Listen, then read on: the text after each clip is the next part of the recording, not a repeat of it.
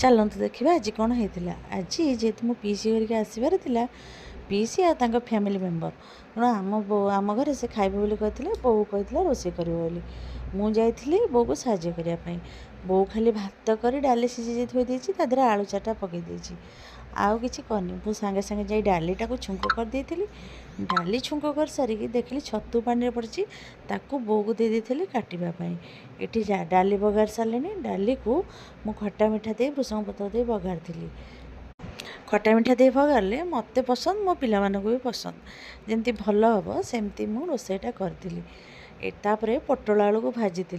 दुई तीन ठा तो करने को पड़ो सान पिसा जेहेतु खाती आमर पनीर तांको छतु आसला ये मु छतु को भलसे हलदी लुण पकई टी आग भाजी देउची छतुटा को भल कर भाजी देकर मसला दे कसले तो यहाँ भल लगे आ बेसी करी छतुरे सोरिष बटाटा आंबुल पड़ी तरकारी हेले टिके पतला सेटा बहुत भल लगे मो छतु को आलू को पकई सोरिष दे टिके आग प्रथमे कषिदेली तापर पनीर को एपटे छाणी नौची जेहेतु पनीर मसलाटा बो रेडी करी आगुरी माने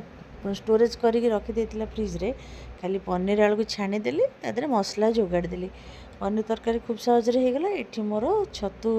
तरकारी मत फुटिया लगलानी से दुई तीन खंड आंबुल पकईदेली भल लगे खाइबा बर्तमान रेडी भात डाली छतु तरकारी पनीर तरकारी पोटल भजा आलू चकटा आंब सालाड सब समस्ते बसीगलु ये मोर पीसी बहुत सुंदर देखापी आ भल मनीष मो चैनल को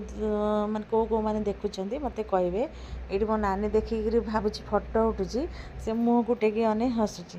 रही जय जगन्नाथ।